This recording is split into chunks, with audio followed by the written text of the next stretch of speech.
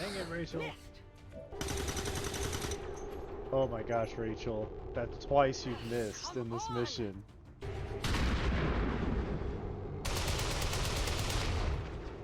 And both of you missed. 94% you missed, Harumi.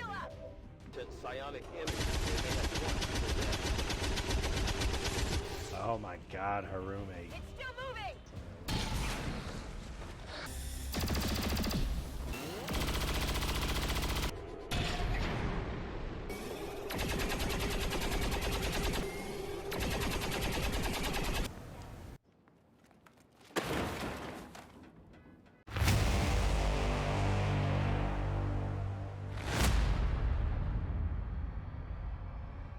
Welcome back, everyone. For this month, we'll be checking out XCOM 2: War of the Chosen. This turn-based tactical role-playing game was released in February of 2016, published by 2K and developed by Firaxis, makers of the Sid Meier's Civilization games. Overall, I love and hate this game. More so love it because there's a lot of strategy and complexity to this game, and I always had a great time every playthrough. However, if you've played this game, you know what makes people upset.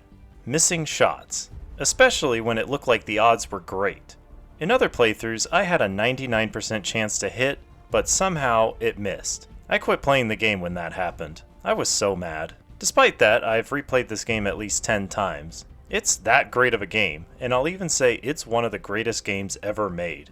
You are the commander. At the start of the game, you are rescued by a group called Xcom. They are part of the Resistance trying to retake Earth from an alien occupation. You then get to make decisions on a flying ship called the Avenger. You decide what rooms to build and where on the ship, decide what equipment and items to make, decide on covert missions, and what to do on the world map. Then when a mission pops up, you decide which mission to do and which reward you get when completed, and what soldiers to send. Once on the battlefield, there's many kinds of decisions to make, depending on which class of soldiers you send and what kind of mission it is. You decide on their movement and actions they take each turn. There's so much decision making in this game, it will keep you thinking the entire time. One of the cool things to do is customize your soldiers. I thought it'd be cool to try and make my soldiers look like some of my friends. Just keep in mind this game is known for being very difficult. Trying to keep all of your soldiers alive is tough. On my first attempt on normal difficulty and on Ironman mode, I already got Harumi and Dante killed and failed on the third mission. So I restarted on easy to at least have a chance at keeping them alive. I can only imagine what getting through this game on the hardest difficulty is like. To survive, you most likely need to know the safest strategies and how to exploit the game. Still, I had so many unlucky and bullshit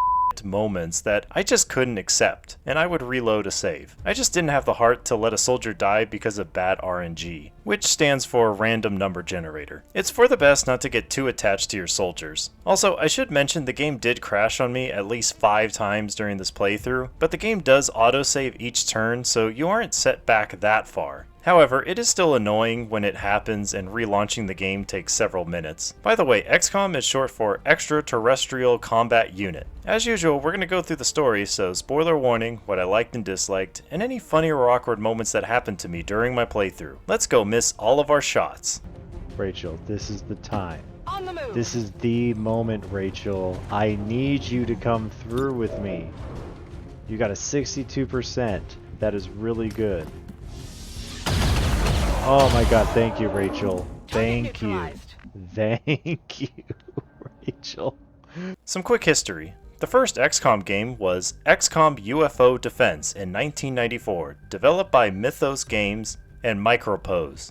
It was originally planned to be a sequel to the game Laser Squad in 1988. The game was a critical and financial success, so the studio went on to make more XCOM games like Terror from the Deep, Apocalypse, and Interceptor. Then in 1999, development went to Hasbro Interactive and released First Alien Invasion. Then in 2001, we got Enforcer, which was a spin-off third-person shooter set in the XCOM universe. But reception to the game was negative. There was 2 cancelled XCOM games from Hasbro named Genesis and Alliance. With reception to these games being negative and 2 cancelled games, this halted the franchise. Firaxis began work in 2008 to reboot the series. In October of 2012, we got Xcom Enemy Unknown, which became a success both critically and financially. The game was fun and challenging, especially if you dared to play on higher difficulties. They even added a one-on-one tactical battle where you could assemble a squad of 6 humans or aliens and battle another player's squad. A year later, in November of 2013, they released an expansion pack called Xcom Enemy Within, which added some new gameplay elements to the base game.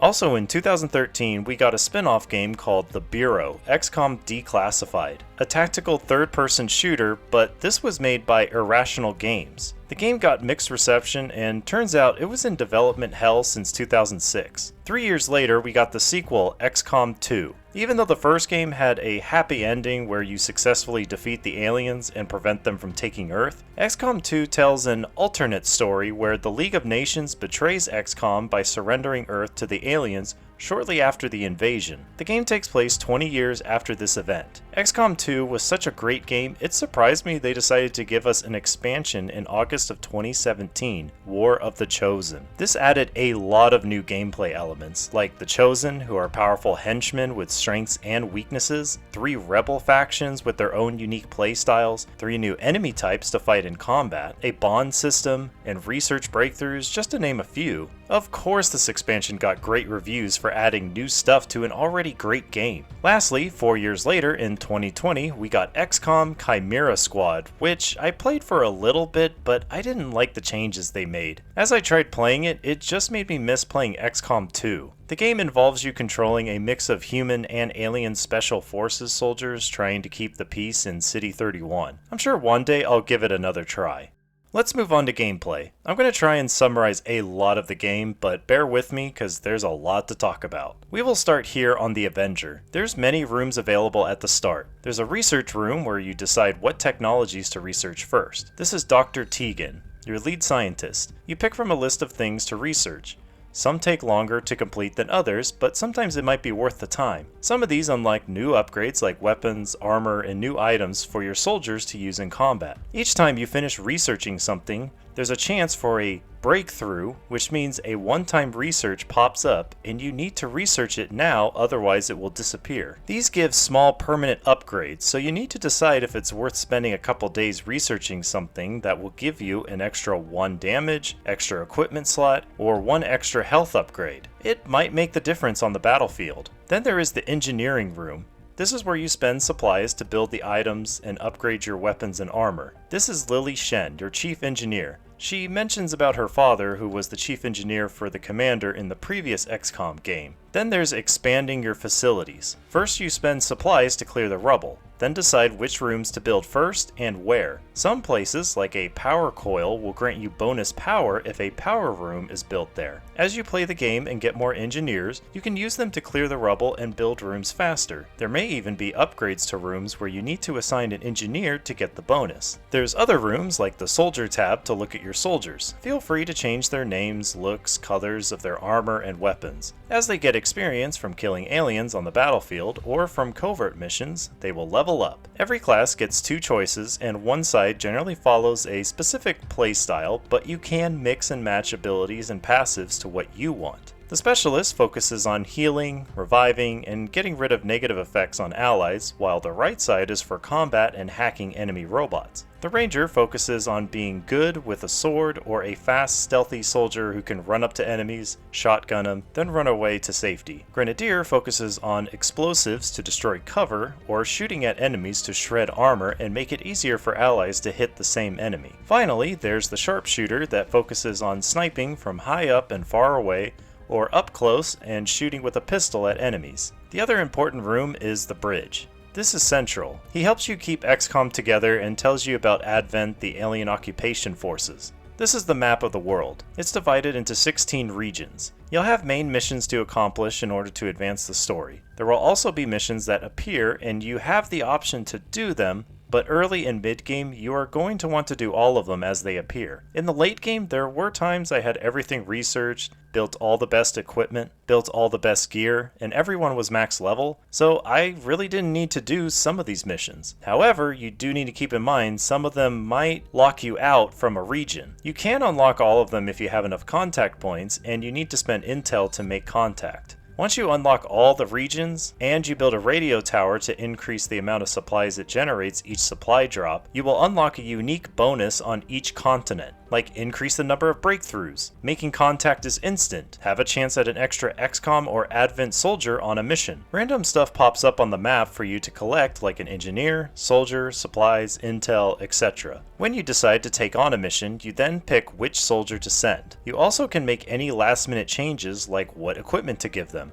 Attachments for your soldiers' weapons, like their first couple of reloads, are free actions, while others increase their aim or critical chance, and there's even a tiny percentage to straight up execute an enemy no matter how much health they have left. They head out, and Central will give you a quick briefing. In most missions, your soldiers will start in concealment. This means you can move around without being spotted by the enemy. Unless they get too close or make noise like breaking through a window or doors, don't worry, the game will tell you. Also keep in mind, the moment the aliens detect one of your soldiers, the aliens get a free turn to move. So, for example, if you end your turn by moving your soldier and they get detected, that means the aliens get to move for free, then it's the aliens' turn. They will most likely move again to flank your soldiers and attack them. Avoid making that rookie mistake. Similar to Dungeons & Dragons, you get two actions. The blue area is where you can move your soldier and still get a second action. The yellow area is where they can also move to, but it will count for both of their actions. There's also full cover and half cover to keep in mind, which you should always keep your soldiers on. Otherwise, it leaves your soldiers exposed and will take easy damage and possibly take extra critical damage. When an enemy is in range and in sight of a soldier, you have the option to attack. The game will show you on the left what percentage chance you have to hit the target, and the other percentage is your chance of landing a critical hit. Other choices you have is Overwatch. This means if an enemy moves and is in sight and in range of a soldier in Overwatch, that soldier will try to take a shot at that enemy. There's also Bunker Down, where you make it harder for enemies to hit your soldier. As your soldiers fire their weapons, they will use up ammo, and you may have to spend an action to reload. Other abilities will appear on here, and depending on what equipment you gave to them, like a grenade, or rangers have the option to attack with a sword. Complete the objective and kill all enemies, or sometimes you need to get to the evac zone and get all the soldiers out to finish. Once it's done, you can choose to have a photo op of your soldiers to celebrate their victory. Then once they head back to the Avenger, it will let you know if they leveled up, and you can pick the next set of skills to unlock. That's mostly what you need to know about the game. At the start, you can choose what difficulty and change some settings to make the game harder or easier, and if you dare to play on Ironman mode, which disables saving and reloading your game.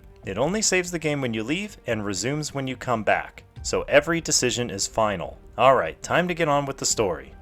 We start off with a cutscene. Shen says this gene therapy clinic has way too much security. They will need an army to break in. Instead, Central tells someone called Outrider to go ahead. They sneak in and take out some Advent guards, then Outrider reports she found who they've been looking for. Now the real war begins.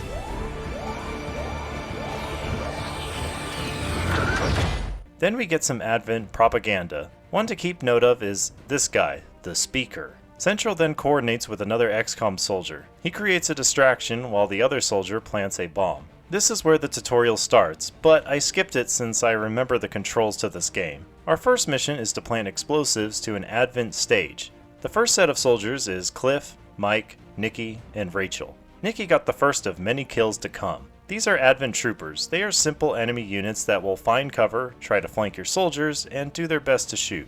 Then there's the Advent officer. He can target one of your soldiers to make it easier for enemies to hit them. Usually best to focus him down first, like Rachel did. It's usually best to shoot from higher ground because it gives you a bonus to hit. Rachel finished off the last trooper. Nikki planted the explosive, and the mission was a success. An easy first mission. Everyone starts off as rookies, which means they just use an assault rifle.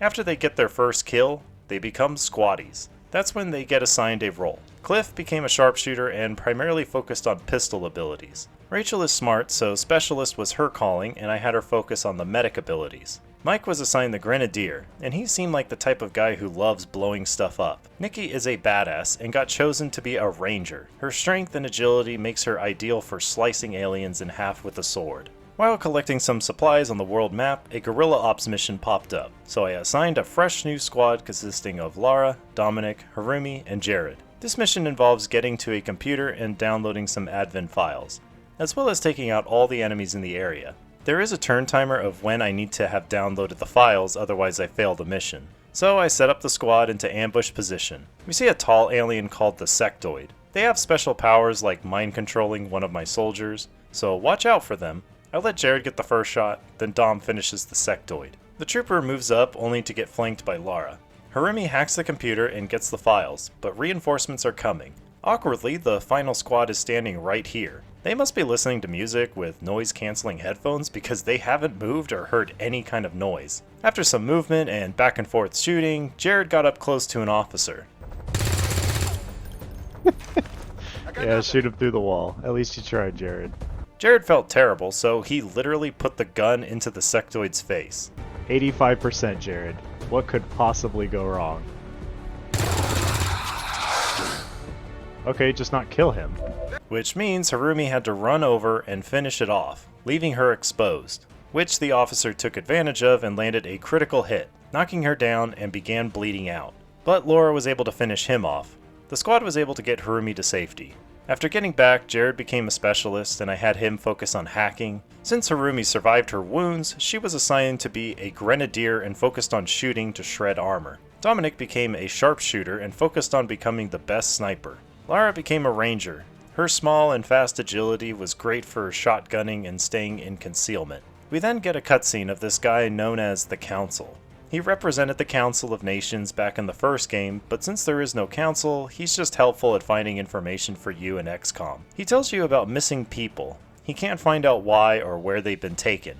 He tells you to meet up with other resistance cells and find this black site and shut it down. Dominic and Jared did form a bond, which just means they gain some extra abilities to help each other out during battle. Although my wife laughed and thought Jared and I were in a gay relationship. Not that there's anything wrong with that, I'm just certain these two became really good friends.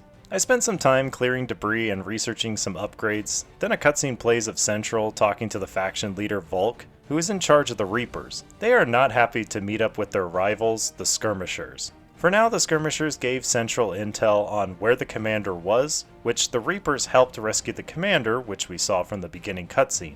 The Skirmishers are Advent defectors and are fighting to liberate their people from Advent control. However, Reapers only see the Skirmishers as Advent, so hopefully on this next mission they can try and call a truce between the two and start fighting Advent together. This mission is interesting. You pick two-man squads. I selected the Time Pals of Mike and Brett for the first one, and the Viva Infernos of Arvin and Dante for the second squad.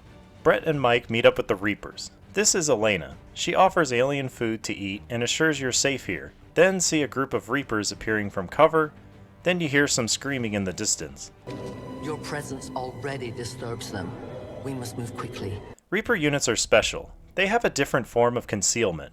While in shadow, they can move farther and enemies have a smaller detection radius. When taking a shot, there is a chance the Reaper will stay in shadow. As they move through the city, you run into an enemy faction called the Lost. They were people who absorbed too much alien radiation from these pods. Tactics completely change when fighting the Lost. There's no reason to be in cover because they only fight in melee. When you kill a Lost, you get another free action. So figuring out which Lost to kill first before having to reload is key. Later on, some of the Lost will have more health, but keep in mind there is still a small chance of missing, which ends your turn. The Time Pal squad makes their way downtown, takes out some Lost, and arrives at the escape zone. As Dante and Arvin make their way to the meetup, they hear sounds of battle. We may have a bigger problem here. This is Mox. Skirmishers are special because they can move and shoot, or shoot and move. Unlike your soldiers, who end their turn if they choose to shoot first on their turn. Our meeting point is still secure. Skirmishers also have a grapple ability to quickly move around into higher spots as a free action. Mox spots some Advent troops called Purifiers. They attack with fire and have the chance to explode when shot at. Also, skirmishers have two abilities. Either they pull enemies to them and melee them, or they grapple to an enemy and melee them. Luckily, Arvin takes out the other purifier. Then I have Dante and Arvin take cover on top of these shipping containers, while Mox moves up. This is no patrol. It's an army. Yes, one we do not have time to face. Everyone, get back! With that giant explosion, tons of Lost begin to appear. Keep this in mind for future missions against the Lost. Using any kind of explosives like grenades will spawn more of them.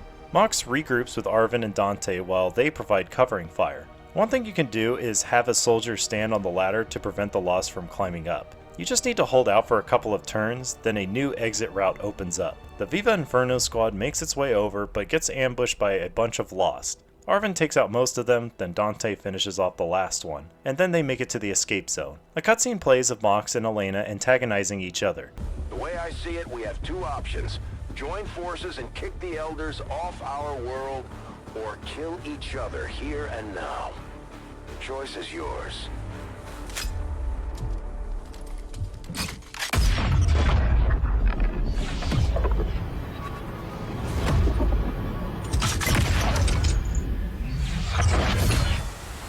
No one has ever done that before. No one shall ever do that again. What the hell is that?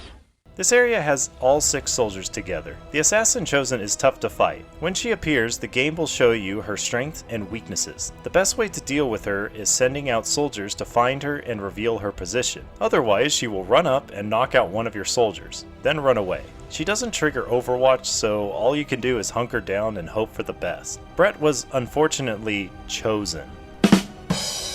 Arvin threw a grenade to expose her from cover, and she takes extra damage from explosives. However, that's all it took. She decides to retreat for now. Then this pod activates, which begins to draw the Lost over.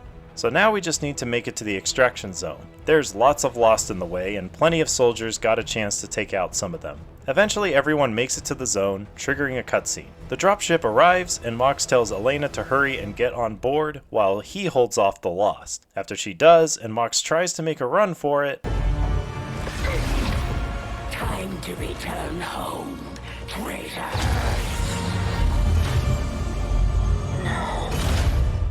after getting back, you get to check out different abilities to unlock for the Reaper. They work a little bit different in how they level up. They can collect points for themselves, but also Xcom can collect extra points for all soldiers to use. You can unlock every skill, but I don't think you will have enough to unlock other abilities for the other factions. So spend your AP wisely on abilities you think will benefit you in combat. As for the new squaddies, Arvin became a sharpshooter, Dante became a ranger, and Brett joined with Mikey as a grenadier. Mox is captured, but don't worry, you'll have a chance to find out where he is and launch a rescue mission. Meanwhile, we get a cutscene of the Chosen. We already know the assassin, this is the hunter, and this is the warlock. No, the three of us, called upon together. Something has changed. On that, we are agreed. The battlefield has shifted. Our masters have need of us once more. Sounds to me like they're afraid. One of the elders appears and basically says they are disappointed. The commander was their greatest asset and the Chosen did nothing about it. So they offer rulership of this world to the Chosen, who reclaims the commander for them. We now get access to the Reaper HQ. If you let time pass here, you get extra intel. Anytime you do missions in this area, there is a chance the assassin will appear on the battle. I hurry to get a guerrilla tactics school and resistance ring up. After a month has passed, there is a supply drop. This has you meet with the council. First, you get a recap of what happened during the month, what alien and resistance activity happened, as well as how much supplies you get this month. Then you get to see what the Chosen are planning on doing next month. They also get stronger each month and get new strengths added if you don't work to defeat them soon. Then we see what Advent is planning to do next month with dark events. Lastly, you get to pick some upgrades called orders from the factions. As you increase your influence with them, you can place more. To increase influence, you need to complete the Hunt the Chosen part missions. However, there are other covert missions you can take and get different rewards, as well as soldier rewards depending on who you decide to send. Some missions require a specific ranked soldier. Here is where we can discover where Mox was taken and launch a rescue mission. In order to get the monthly supplies, you need to collect it. While I go and do that, a cutscene plays of Central talking to a resistance leader, when suddenly an Advent broadcast goes out and the speaker begins talking propaganda. But then Central gets intel Advent is launching a surprise attack. Commander, we should get a squad ready to deploy. This is the Advent Retaliation mission. I send Lara, Mike, Rachel, and Elena. You don't get to start in concealment, so move up and assist the Resistance. There are some NPC Resistance fighters that will try and fight Advent. You just need to get in range, take out the aliens in the area to save the civilians. Advent usually focuses down the civilians. You need to rescue at least 6 people to be successful, but rescuing more gives you extra rewards. As I move up, we get to see the Advent Stun Lancer. They will always try to run up and tase you with their Lancer. Side note, there might be explosives to set off on the map. On these missions you need to be extra careful because there is at least one enemy who's pretending to be a civilian. It's a giant muddy, shape-shifting alien. Once you get close enough, they will reveal themselves. Mike had to blow up the wall so we could see it. Lara had no problem shotgunning it in the face. Next turn, Rachel got unlucky and was somehow hit despite doing the Obi-Wan strategy. Even worse, the Resistance cleaned up most of the Advent troops. Mikey at least got the last kill in Overwatch. After the mission, Rachel got a negative trait, which honestly was more of an annoying trait. She developed an OCD of needing to reload after moving.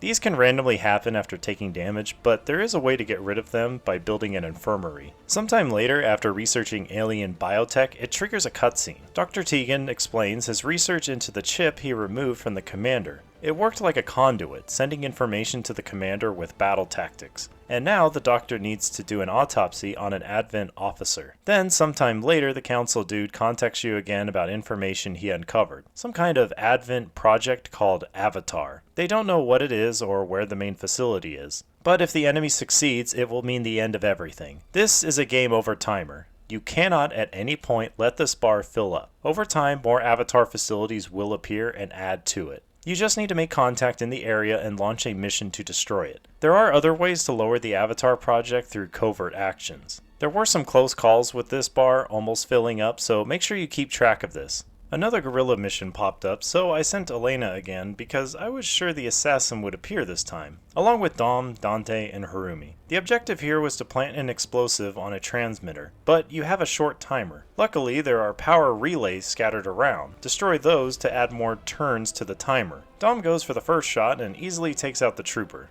Then Dante shows off his awesome swordsmanship while yelling his favorite battle cry. Gotcha, bitch!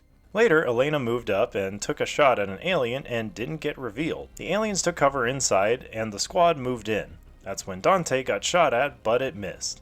He ran up and missed. But don't worry, Harumi took care of the Lancer. Elena planted the charge, but Advent began sending reinforcements. When they arrived and began to scatter, Dom takes out the officer with a critical hit, Elena shoots a trooper point blank, and Dante takes out the last trooper through a window. Then a quick photo to remember this moment. Next mission was Operation Shadow Tomb. We are going to rescue Mox from Advent. It's only with a 3-man squad. I decided to send the same squad, Dom, Harumi, and Dante. Not gonna lie, this was a tough mission. I had a lot of bullshit moments happen, and it felt like it was impossible to get Mox and the entire squad out. Getting in was easy, but it was deciding when to reveal my squad. Once you attack Advent, they will keep on sending reinforcements every turn. If you hack the prison cell of Mox, the alarm will sound. Depending on where your soldiers are positioned, the extraction zone moves to a specific location. There is a new Advent soldier called the Priest. This guy is a must target. He has many abilities like stasis, which prevents a soldier from doing anything for a turn,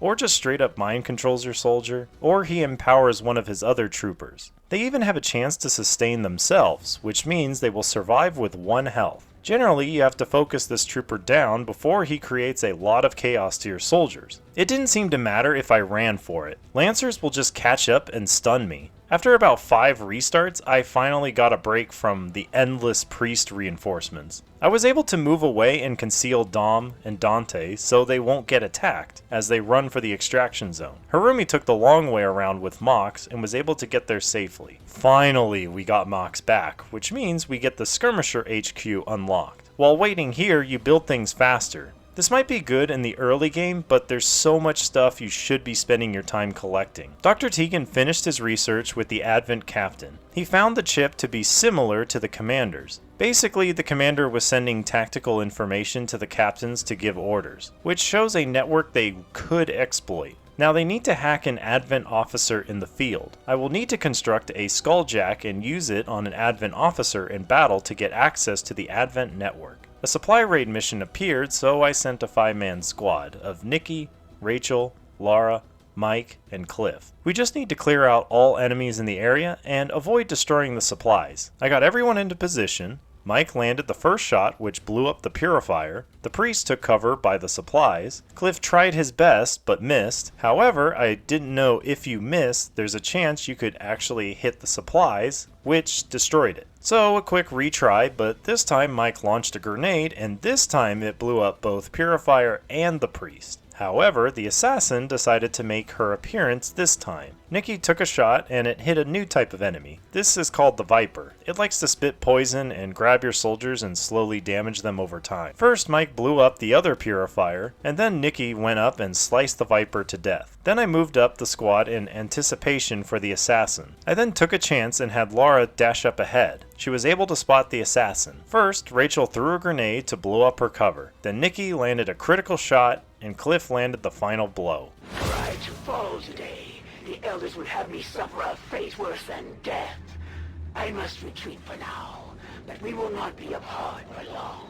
Back at the Avenger, a covert mission revealed the Templars. The HQ helps heal your soldiers faster. These guys are cool. They have these cool blades for melee and have some good psionic abilities. Then the Skirmishers offer a mission to do. I send Rachel, Nikki, Brett, Dom, and the Templar named Ruiz. Our mission is to rescue a VIP trapped in the middle of some Lost. His escort was knocked out, so we need to hurry and rescue them. We move in and take out some of the Lost along the way. However, some of the Lost had something growing on them, which adds more health to them. As I get within range, a large Lost force appears. Rachel gets within range to get the VIP to start running towards us. Rachel takes cover on top of this roof and blocks access, making it safe. The horde of Lost close in on their turn. While the VIP keeps moving, Ruiz takes out a few surrounding him. Then Nikki runs up here, takes out one for Rachel, and injures one around Brett. Then Ruiz helps finish off the ones around Brett. Brett begins to fall back and starts taking out a few in the distance until he runs out of ammo. Rachel takes out the one next to her and begins falling back. More begin to appear, but Dom and Ruiz finish off the closer ones. Then Ruiz and Nikki realize they forgot about the escort, so Nikki dashes back over and picks up the escort and starts booking it back to the extraction zone. Everyone else starts providing covering fire and taking out the Lost right behind her. Everyone uses their dashes to hurry back. Dom continues providing sniper cover, but there's just too many of them coming. Everyone continues to dash away from the Lost. They are right on them each turn, but they arrive at the extraction zone and everyone gets away without a scratch. Back at base, Dr. Tegan finished researching Tier 2 weapons. This will help out a lot with dealing more damage to the enemy. We also made contact with a new region, but discovered the Warlock chosen. Soon, another guerrilla ops mission appeared.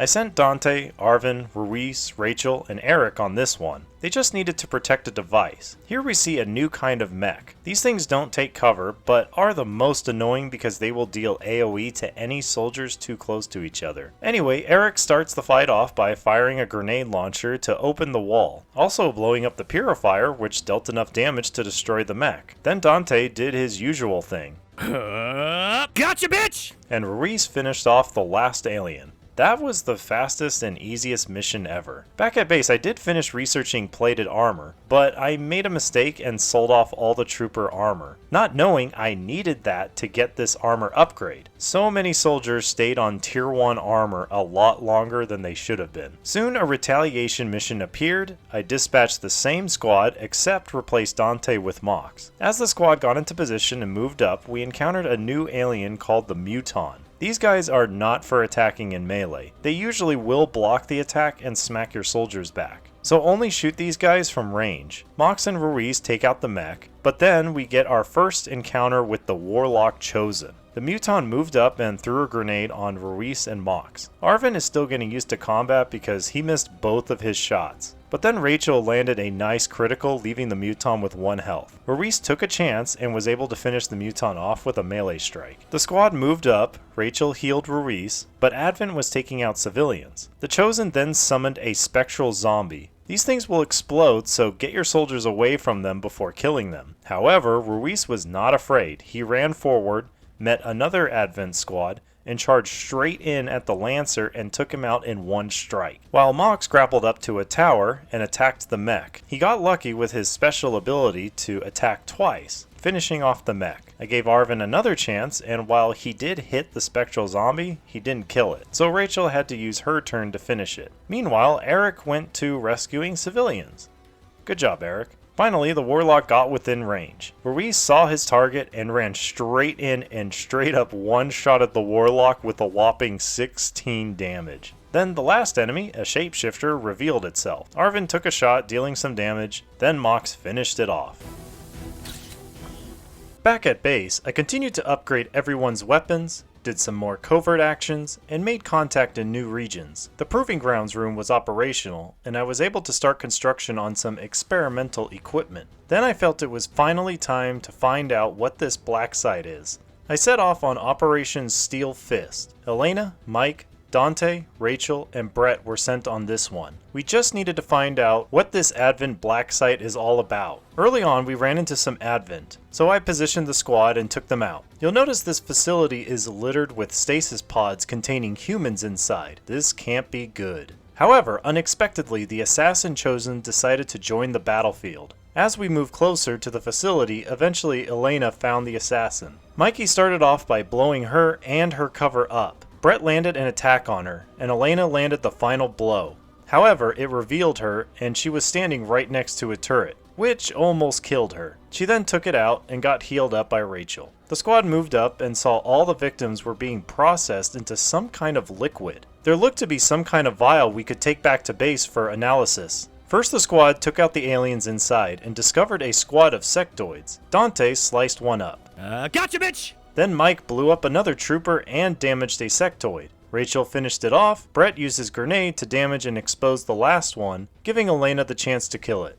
The squad moved in and secured the vial, but reinforcements were on their way. As the squad moved to the extraction zone, they fired back at the aliens, taking out the officer. The purifier tried running up, but Brett was able to blow it up. Dante then decided to charge in and finish off that last trooper. The squad waited in Overwatch for the next drop and easily took them out as they arrived. Just kidding, only Rachel landed her shot. Everyone else missed. So next turn the squad finished them off and then everyone extracted. Back at base, another Avatar facility appeared. So I started to try and make contact with the neighboring regions, but another Guerrilla Ops mission appeared. Good news is, because Dante hit the rank of captain, I was able to unlock a 6th squad mate to fight in battle. So for this mission we have the Time Pals, Dante, Rachel, and Mox. It's a simple mission to plant a charge on a transmitter before the timer expires. Dom takes out the first trooper and hurts the mech. Mox moves up and finishes it. Despite a 49%, Dom nails the sectoid. Brett moves up and deals some damage, giving Rachel the chance for the kill. The squad moves up and finds another squad. Dante does his thing. Gotcha, bitch! Rachel plants the charge, Dante avoids 2 attacks from the Viper, and then on his turn finishes it off in 1 strike. Gotcha, bitch! As I return to base, I get a message from the covert team. They were ambushed and need an immediate extraction. Laura, Arvin, and Harumi make their way through lost territory while being pursued by Advent. They take out the ones that landed right behind them and continue forward. The Lost heard the explosion Harumi set off, but Laura shotguns the group of Lost and missed with her sword. You had that perfectly, and then, oh, whoops, missed on my sword attack. On a zombie. It's not like the zombie did everything he could to avoid you. The squad continued on, taking out Advent patrols along the way until they came across some Lost at the extraction zone. The squad takes them out and gets out of there. Back at base, I spent some time upgrading some soldiers' equipment, completed some research, and built a skulljack so I can attempt at hacking an Advent officer. A supply raid mission pops up, so I sent Nikki, Dom, Elena, Harumi, Mox, and Jared. For this one, we need to secure some crates. Advent will come by and grab them if you take too long. so you need to have a soldier run over and secure it before that happens. We have both Advent and Lost here, which means this is a three-way battle. Also, there is a couple new Advent soldiers here. First is the Spectre. They will usually swarm up to a soldier and shadow bound them, which knocks them out and makes a copy of the soldier for them to use. I have Mox grab it and then melee it, then finish it off. Then there's the Shield Bearer, who will put up a shield on nearby Advent soldiers. If you kill the Shield Bearer, it will drop all shields. Things start to get a little out of hand. Elena gets grabbed by a Viper and Dom misses his shot. Harumi takes out some Lost, Mox launches himself over to free Elena, and Nikki takes out some Lost, but gets flanked and almost dies. Dom does some damage to the last enemy, but Nikki gets payback to end the mission. As usual, back at base, more research is done, scavenging the world continues until another mission appears. The Council offers one by getting a VIP to safety, so for this one, Lara, Dom, Rachel, Harumi, Mox, and Jared are sent. Right away they get spotted, but Rachel and Dom are able to take out the Spectre. Mox then attacks the Viper, which it retreats. However, the assassin chosen shows up to the battlefield. Mox gets to the roof and finishes off the Viper. Everyone hurries to catch up and gets ready to find the assassin. Also, Jared tried hacking a tower. Despite having a better tech score and having a 70% chance of success, he still fails. This is why I rarely bothered with hacking, it never seemed worth it. Anyway, the group spots an Advent officer and trooper. They move in and shoot Harumi while the assassin runs up and smacks Jared. She then runs pretty far away, but Harumi reveals her with a grenade. Dom then uses his Deadeye to do extra damage at the cost of a lower hit chance.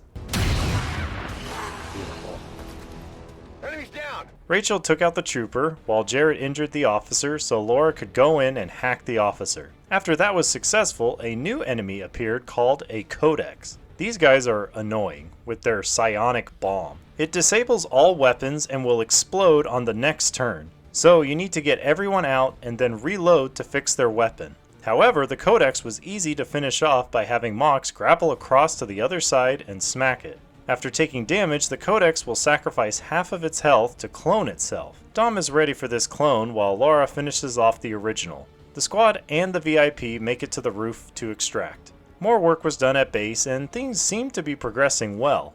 Another Guerrilla Ops mission popped up. I sent the big three along with Dom, Rachel, and Harumi. It was a simple mission. Destroy all enemies and a transmitter. There were a lot of Lost down here, but they were easy to destroy. I'll make things short. Here's a montage.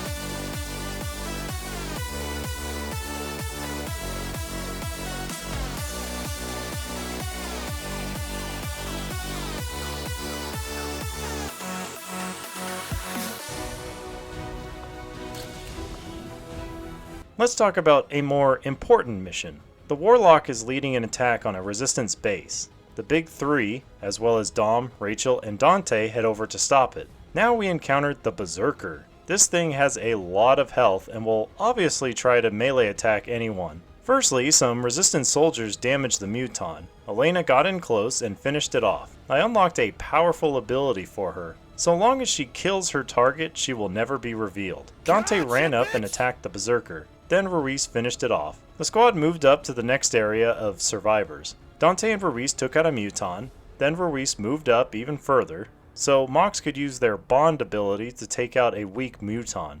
Dante almost got mind controlled by a sectoid, but was able to resist it. The squad continued to move up and deal what damage they could. Then the shapeshifter appeared in this little room on the second floor. A Muton smacked Ruiz, causing him to be disoriented. Dom finished off the sectoid, followed by the big three and Rachel to kill the last one. Awkwardly, the shapeshifter was stuck upstairs, so Mox grappled up there and finished it off. Back at base, research on energy weapons was finished, so now I could start upgrading everyone to tier 3 weapons. Next, I finished construction on a shadow chamber in order to continue research on the Codex and the vial from the Black Site.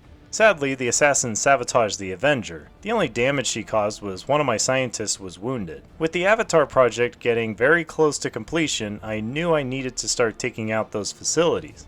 However, this new region revealed the Hunter Chosen. Later on, the training facility was finished, which allows soldiers to improve their bonds to level 2 and 3. You can also train them even further like the Big 3 and give them extra abilities if you have the points to spend.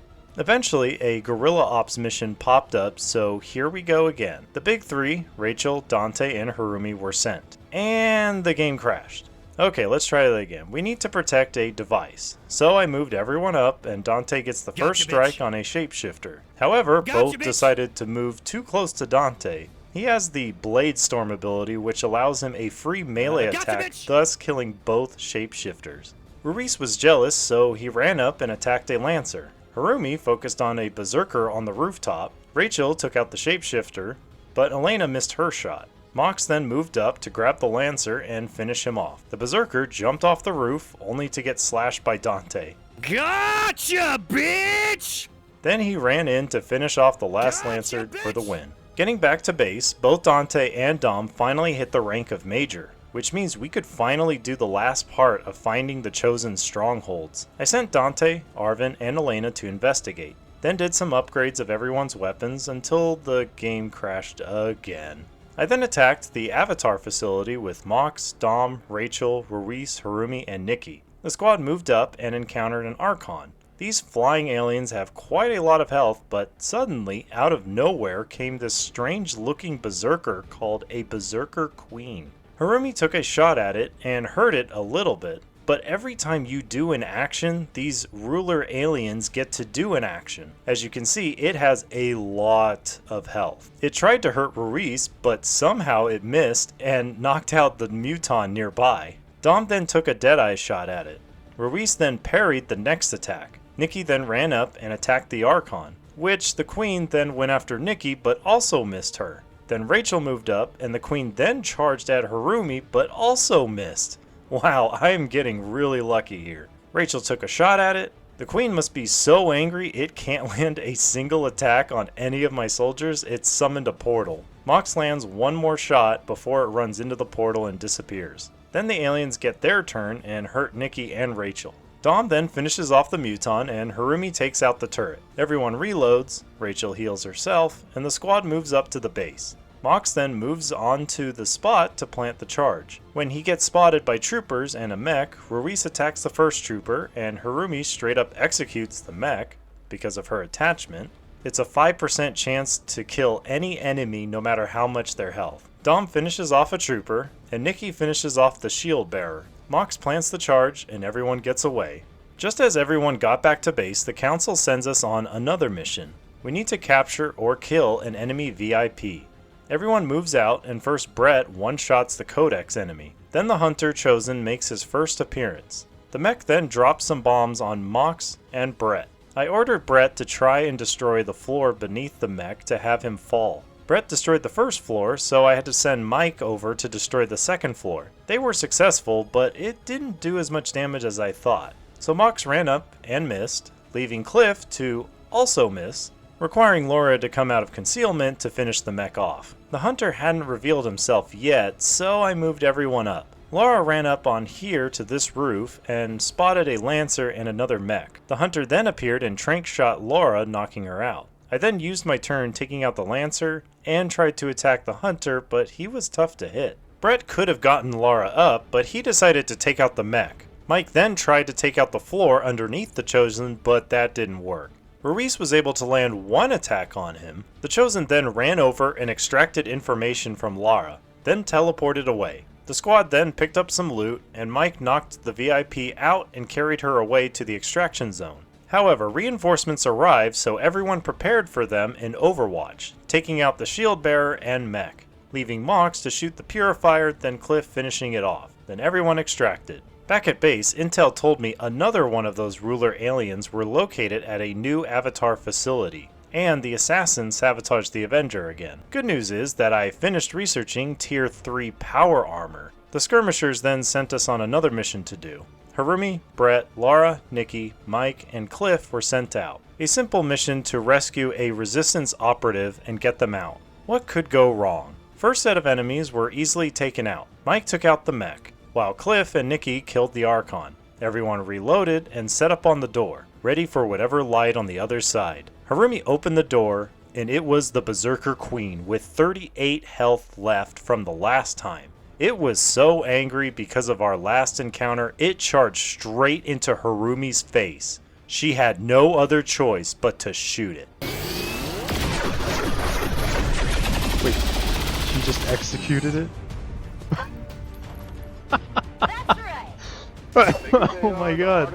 I can't believe that just happened. A 5% chance to execute an enemy, and it just so happened on a Berserker Queen. The squad moves up and Lara and Nikki finish off the other Muton. Everyone moves up and rescues the operative. Then we just need to hold out for a couple of turns for the extraction zone. Meanwhile, enemies start dropping in. Harumi starts off by blowing up their cover, Cliff takes out the Viper, then throws a grenade to damage the Spectre. Brett flanks it to finish it off. The next set of enemies were coming from the north. The extraction zone appears, so everyone falls back. However, a Spectre was able to shadowbound Nikki. But it's fine. Lara picks her up and carries her to the extraction zone. Everyone runs over and gets away. Back at base, I can do an autopsy on the Berserker Queen. This unlocks the Rage suit. Also, by this point, I found both the Assassin and Warlock strongholds. I also got enough materials to finally upgrade my soldiers from Tier 1 armor to Tier 3. This is our basic power armor frame, providing the durability you'd expect from a giant armored suit. A guerrilla ops mission appeared, but I didn't want to have the chance of a Chosen appearing, so I decided to assault the Assassin stronghold first. Harumi, Dom, Elena, Mox, Mike, and Rachel were sent to put an end to the Assassin once and for all. First we start in a cargo room-like room. I have everyone line up on the door, then enter into the next room. We see 3 Vipers and a new enemy called Andromedon. First, Rachel runs up and takes out a Viper. Then Mox moves up and injures another Viper, letting Mike move up and miss the 3rd Viper. Harumi ran around and tried attacking the Andro with a 26%. That's right, she executed it. But the Andro is special. After it dies, it comes back to life. But its weapons are disabled and it can only melee, and it also leaves a trail of acid. Elena was able to finish the Andro off. The Vipers then grab both Rachel and Mox. It's not that bad, and it makes it easy to finish the Vipers off. Elena scouts ahead and finds these new aliens called chrysalids. They run into her, so she shoots one of them, and gets surrounded by the rest. But Dom takes out one of them. The squad moves up and takes out the rest. Then everyone lines up on the last set of doors. First, Mike attacks the mech to take out its Overwatch. Harumi runs in and takes out the shield bearer in one shot. Rachel finishes off the mech. Mock takes out the Lancer. Then Elena takes out the officer. This room will take you to the final confrontation with the assassin. But don't make this mistake. Do not send anyone into this zone until you are ready to move everyone onto it. When I moved Dom on top of it, I couldn't end the turn. I only had the option of activating the teleporter, which would have only sent Dom to the final room. So don't make that mistake. I had to reload a save just to get everyone into position. Could you imagine if I still had Ironman mode activated? Everyone gets teleported to this open room. I suggest not to move too far forward, otherwise you'll trigger the fight with the Chosen. But there are some enemies in the room, so just take them out from a distance. Then reload, and when you are ready, move forward to trigger the cutscene.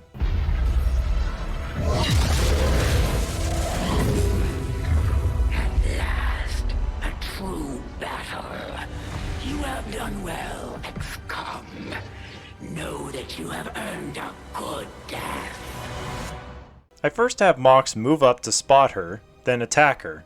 It is best to blow up her cover so she's exposed to easily crit her. Dom takes her out, which exposes the giant device. Move everyone up to target it. Each turn will regenerate the Chosen's health, but also each turn enemies will spawn in. I still focus all of my attacks on the device. Once it's down, the assassin will spawn with whatever health it was able to recover. Then it's up to you to finish her off one last time. Harumi goes for the killing blow. Overall, it was pretty easy.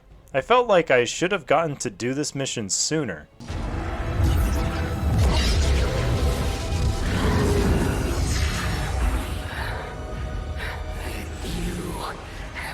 Well, Xcom, may you reclaim this world for your own.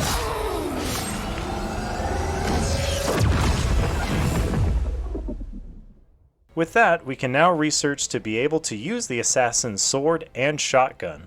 These are honestly the best weapons in the game. The Elders felt the loss of one of their chosen. They remind the other two they need to return the commander, or else. With that, we go straight to that guerrilla ops mission. Cliff, Nikki, Ruiz, Laura, Brett, and Eric are on this one. This mission is to find the Advent Field Commander. Kill it before it escapes. As usual, everyone gets into ambush position, and Cliff starts off from attacking on a rooftop. Then Eric takes out the officer. Cliff then takes a shot at a Codex far away and lands a critical. Ruiz takes out the Lancer. The squad moves up, and first Eric launches a grenade at the Antro, followed by Ruiz, but with his Amplify ability. This means Brett's attack will deal extra damage. Cliff finishes it off, but it comes back to life. Nikki lands a solid hit, but on its turn, it decides to run away. As the squad chases after it, they get spotted, but the game crashes. Upon returning, this time we spot the field commander. Cliff lands a nice shot with his sniper. Then Ruiz, without fear, runs straight in to finish the first Andro. Nikki follows close behind and takes out the Advent Field Commander. The other Andro tries landing a melee attack, but it's blocked. Then a Lancer comes up from behind and injures Ruiz. Cliff keeps landing every shot he fires. Brett follows what everyone else is doing and gets in close, only to miss the shield bearer. So Eric shows him how it's done. Ruiz continues his assault on the Andro, while Nikki goes after the shield bearer. Laura comes in and finishes the Lancer off. The Andro tries again, but it also gets blocked. Brett misses again, so Cliff moves up and shoots a pistol shot at it, letting Eric go in and attack. Cliff gets one more pistol shot in before Ruiz finishes it off.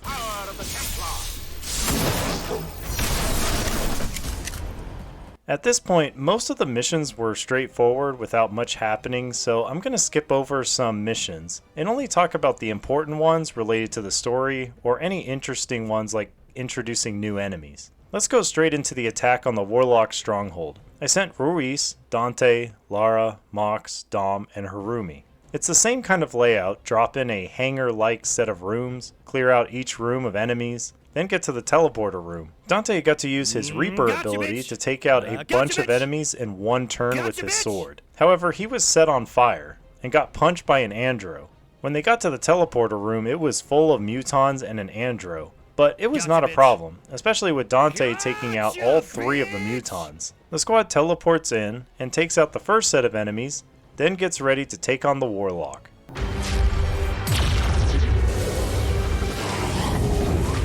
If only you knew the truth. The power in my hands. You would fall to your knees before me. Pity. I suppose we should begin then. Just like before, focus down the Chosen. Ruiz tried to do it in one attack, but he survived with 1 health, so Dante had to come over and finish him off. The device is now exposed, so fire everything. Once it was destroyed, Laura and Dom finished off the Warlock in Overwatch. Not gonna lie, these final fights with the Chosen have been pretty anticlimactic.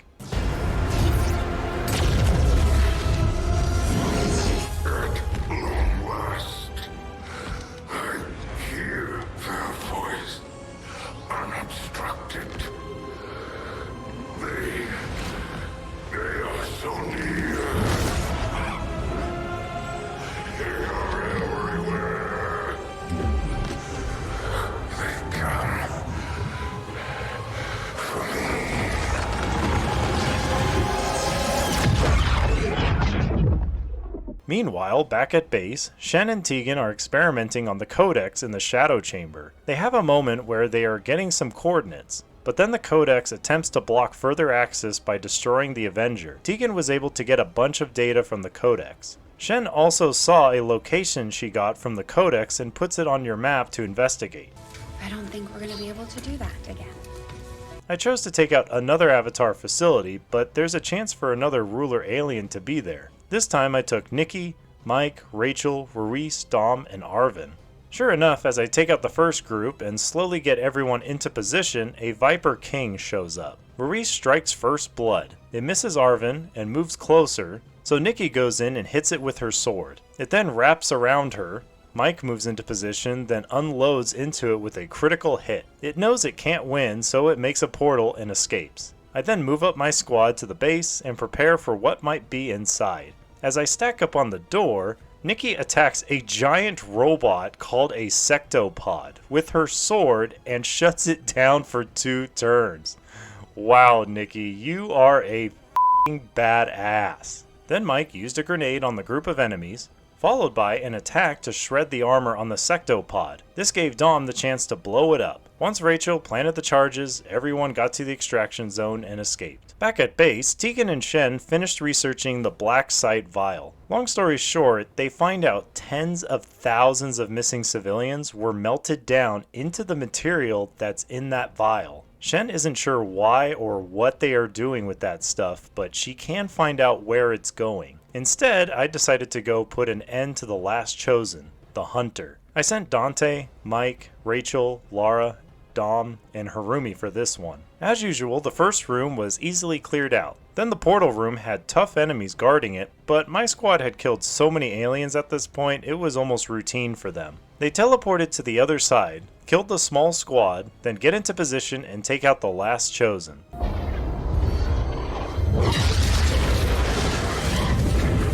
You're not supposed to be here. You were never meant to figure out our little trick. Full of surprises, aren't you? Soon to be full of holes. Dante smacks him with his sword, then Rachel actually missed her shot, which gave the Hunter a chance to do something. He spends it by summoning some troopers, but Dante takes him out and a trooper. I have everyone focus fire on the device while Lara takes out the other trooper. A berserker spawns in, but Rachel takes it out with an execution. The device gets destroyed. The Hunter spawns back in, but Mike takes it out in Overwatch. Again, I felt like my squad was overpowered for this fight.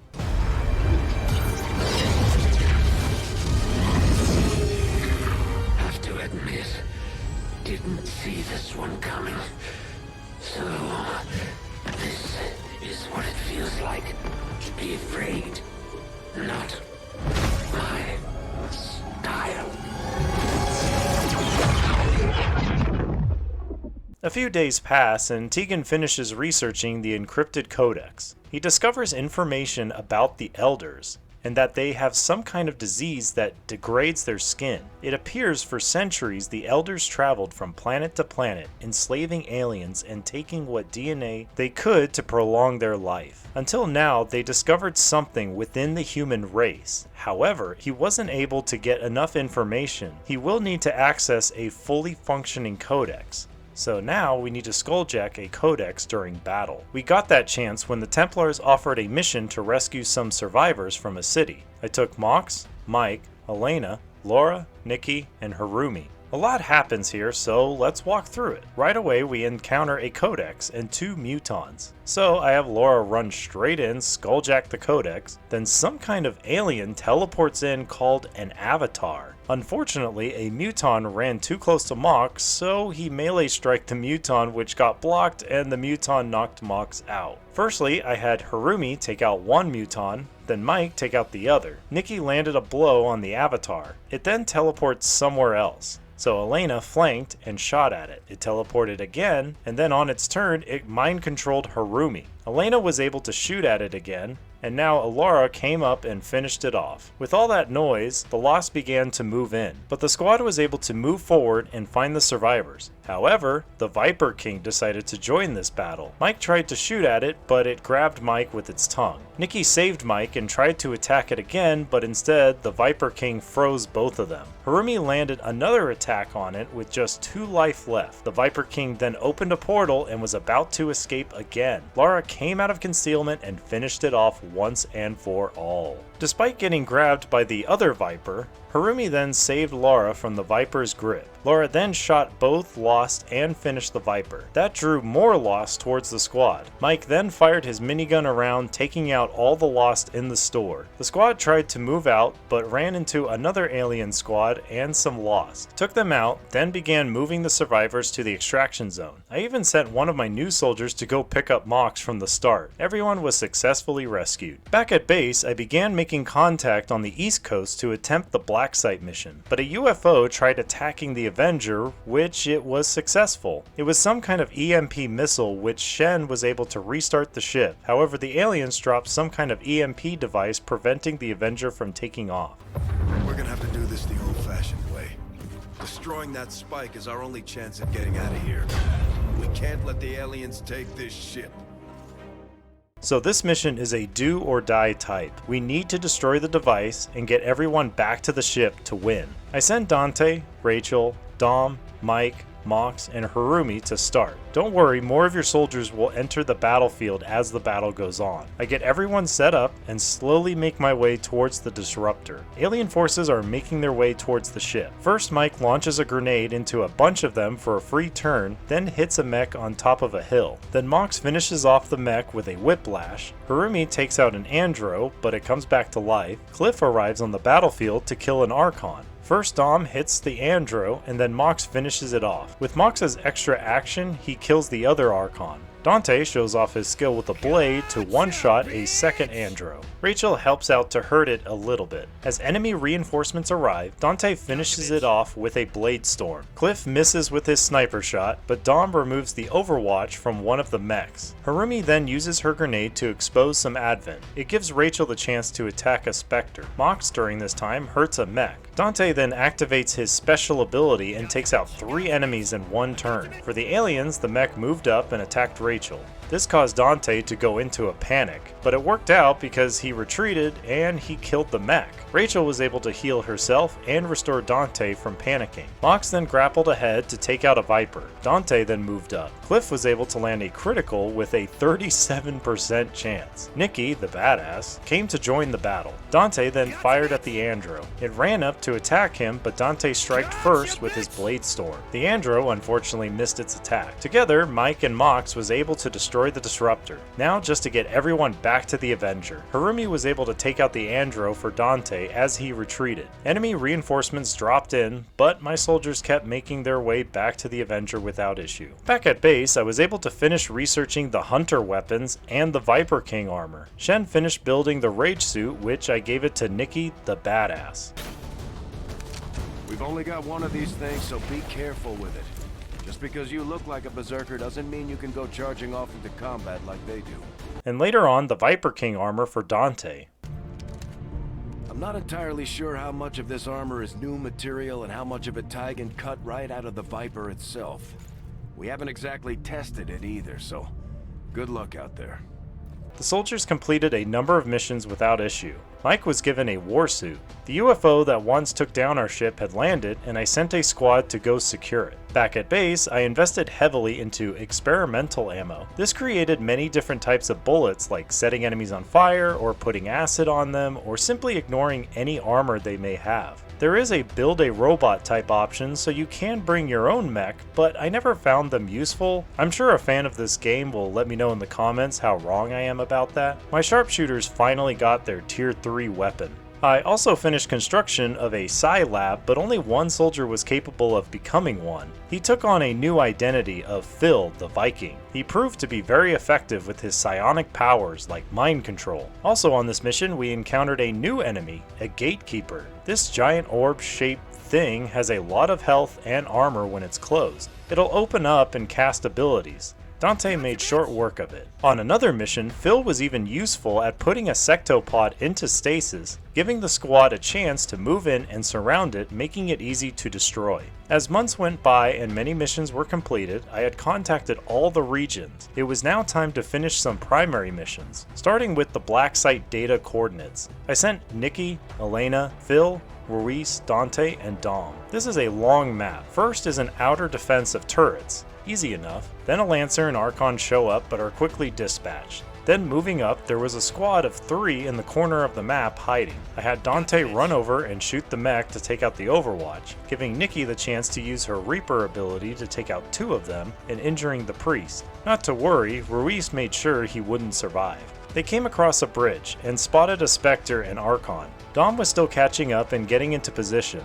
Dante shot and critically killed the Spectre, while Ruiz and Elena took out the Archon. Everyone slowly crossed the bridge until running into a sectopod. Dom took the first shot, then Dante missed with his overwatch. Dom got a second shot and destroyed it. Elena scouted ahead and saw Advent soldiers in pods at the facility. Everyone else moved up and saw another squad. Dante got acid bombed, but Elena had a weird glitch happen, but she took out the mech. Dante and Nikki went in for the shield bearer, while Ruiz did damage to the Andro, as well as Phil. Ruiz blocked the counterattack, giving Dante the kill. Once everyone caught up, they moved in and took out a squad on the roof, then found someone in a similar suit like the commander was in. Phil picked him up and headed for the extraction zone, while everyone else took out the Advent reinforcements, then everyone escaped. Back at base, I decided to do the next important mission, the Codex Brain Coordinates. I sent Nikki, Rachel, Brett, Mox, Cliff, and Jared on this one. The first two enemy squads were easily taken out, but while moving up, some chrysalids tried ambushing whoever got too close. So always move up with a ranger that has Blade Storm.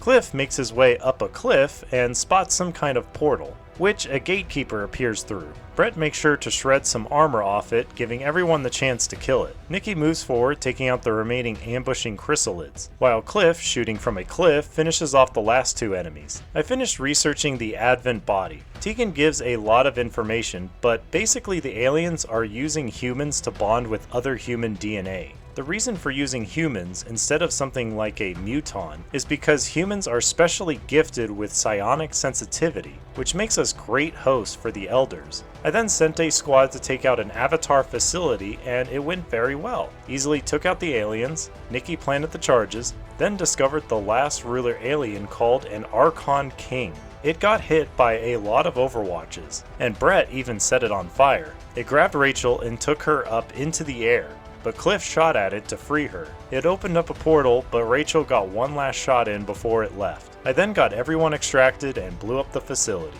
Immediately after, I sent a squad to destroy another Avatar facility. There were a lot of enemies this time around. I even got my very first successful hack of the entire game. Awesome job, Jared. I then sent the squad to destroy a third Avatar facility and spotted the Archon King again, giving Dom the chance to finish it off with a Deadeye. I even let Nikki try out her suit's special ability.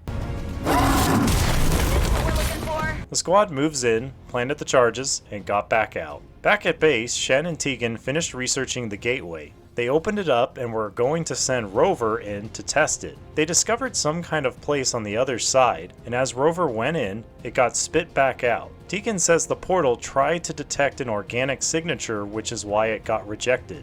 Well, we better make sure we have the right key before we try again. I would hate for this to occur to something organic. Agreed.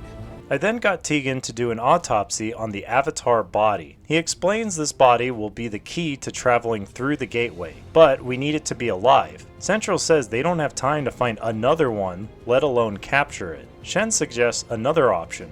We make our own. They suggest having the commander mind control the Avatar's body. Sometime later, the council sends a message to the commander, but through the Advent Tower, which means Advent will be able to trace it. He gives us one last bit of information. Advent is ramping up its production on the Avatar project. They are scared after we killed one of their avatars. The speaker will soon announce a breakthrough in gene therapy, getting as many people to flock to the clinics to be processed. He then says he is sending what data he has left in order for us to take control of the Advent transmission network so we can broadcast the truth of what Advent is doing across the world. It seems we are both out of time. Farewell, Commander. Before getting to the finale, I finished researching everything, train up most of my remaining soldiers to max rank. I even unlocked the Archon King armor and gave it to Dom. The Archon's mobility, this armor should give you nearly unlimited freedom of movement in combat. This is it, the beginning of the finale. First part of this mission is to send a small squad to take control of the Advent Network Tower. Normally this is only for 3 soldiers, but if you have the intel, you can spend it on some bonuses, including an extra soldier. So I sent Arvin and the big 3. To start, Arvin really proved himself by taking out the officer. Then Ruiz took out this Lancer, but because of a dark event, Advent soldiers have a chance of coming back to life as a zombie. so Mox finished it off. Elena scouted forward so the others could safely move up. Then Ruiz killed off a Codex, as well as Mox grappling over and striking the other one, and then tried to teleport away, but Mox got an extra turn to finish it off. As the squad moved up, a Spectre was able to shadowbound Ruiz. Mox panicked, and Elena was hit by a turret. Arvin then came through and killed the Spectre to free Ruiz, who then took out a sectoid, and Elena took out the turret. Elena then went inside and was about to hack the controls when Ruiz went to the roof and spotted one last squad of aliens. Arvin barely did damage to the Spectre, while Mox grappled up to deal damage with his whiplash, then meleeed it for the kill, then for his extra turn used dual strike so him and his bond partner, Ruiz, both got to attack the Archon for free. Then Ruiz finished off the last Archon with his Rend. Elena then completed the mission. We then get a cutscene of the squad evacuating as the signal goes out, and Advent troops seem to be getting affected by it. The speaker then begins his announcement, as he talks about how great Advent is and the breakthrough they have achieved. The screen behind him shows the horrors Advent has been causing to all humans. Then he gets rushed by the crowd. Back at base, you get a chance for any final purchases, but as soon as you are ready, head to the map and begin the final mission. It is the hardest choice to make. Who do I send on this final mission? Well, I think it definitely had to be the Time Pals podcast team, which I'm going to shamelessly promote right now. Go listen to us on Spotify. Link is in the description. I also definitely should send Nikki, the badass, as well as Dante and his war cry. Gotcha, bitch! And lastly, Rachel for her healing, just in case things get really bad. I spend a couple of minutes deciding on everyone's equipment. Finally, it's time. Tegan puts the final steps together, they put the suit on the commander, and begin the avatar process. Central then gives one last final speech to Xcom.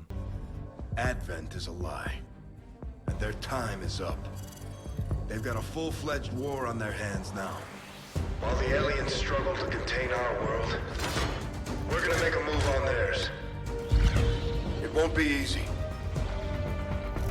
But you're used to that. You did what was needed. Never gave up the fight. You are Xcom. And you're gonna end this. Humanity is counting on us, people. Good luck, Commander. Here we are, the final Advent base. One of the elders offers us peace if we surrender now. For this final mission, we get a 7th soldier, the Commander. He has 3 abilities: Mind Control, a thin long-range laser, and a psionic AoE bomb. I get everyone into position and slowly advance. Dom and Rachel take out 2 mutons. Everyone else slowly moves forward until the Commander spots the other 2 and takes out one of them. Then Mikey and Dante miss with their Overwatch, leaving Dom to finish it off. Moving forward, we next encounter a Gatekeeper and 2 Andros. At first I'm worried because this seems like a very strong alien force, but these are my best soldiers, and I just need to think things through. So first I have Brett and Mike target the Gatekeeper and Andro. Then I have Dom use his Deadeye to finish off the Gatekeeper. The Commander moves in to mind control one of the Andros. Nikki misses with her shotgun, but Dante runs up to attack the Andro.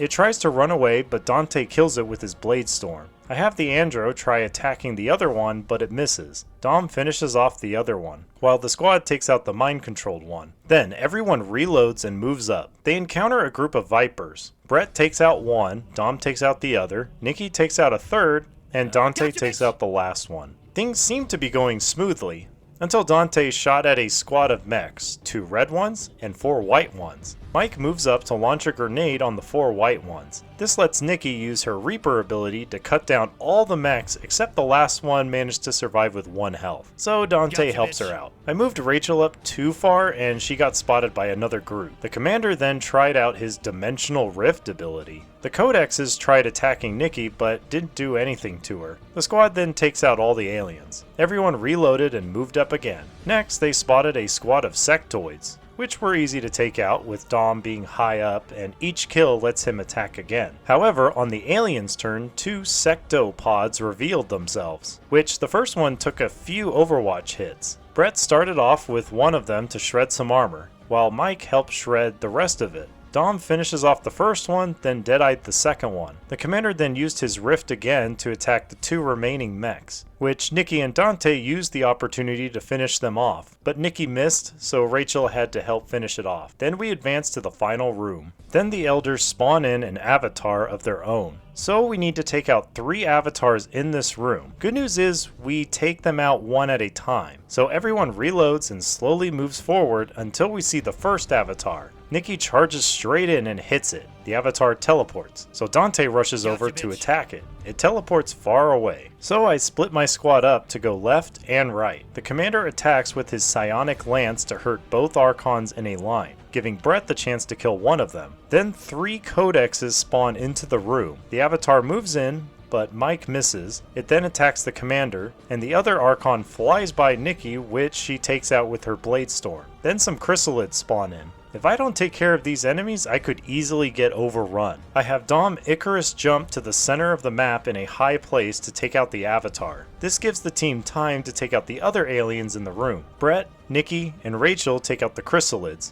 while Mike and the commander and Dom deal with the codexes. However, the second avatar teleports in with 3 berserkers and a muton, while on the other side of the room, 3 shapeshifters appear. I send Nikki over to deal with them. Dante kills off one of the codexes. The commander bravely moves forward to use his rift on the avatar and berserkers. Dom has a lot of enemies to shoot at, so he starts off with the remaining codexes, then a muton, and a berserker, a shapeshifter, and another berserker. Mike uses a rocket at the avatar to make him teleport. This lets Dom use his overwatch to hit the avatar. It then just so happens to teleport into the rift. Big mistake. Then, 3 priests spawn in. The avatar tried using a psionic lance on Dante, but manages to dodge it. Then 3 vipers spawn in, and the avatar somehow avoids the rift damage. Nikki finishes off the last shapeshifter. Dante goes on a Reaper rampage with the vipers, taking out all 3 of them. Then he attacks a priest, who of course survives with 1 health. The commander then takes out the second avatar. Mike moves over to help Dante with the priests by using their bond ability, which gives Dante another turn to attack another priest. Rachel also moves over to attack another one. The third and final avatar appears with 2 mechs and 2 vipers. As the avatar moves, Dom lands a solid hit. The avatar then teleports, which Brett then lands a nice hit, causing it to teleport again with only 2 health left. Dante takes out 2 priests, but gets mind controlled by the third. Mike comes over to save him. Then the commander runs over and gets the final kill on the avatar to win the game. And just before the cutscene, the avatar became a zombie.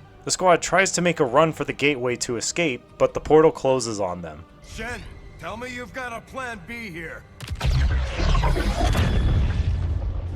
Nice work. Wasn't anything on my end. This shouldn't even be possible. Unless... The commander was able to open it back up for the squad to make it through. However, the elders begin trying to take over the commander. As they have a psionic battle, the elders talk about our victory here means the end for all others. It will follow you as it followed them. Mission accomplished, Commander.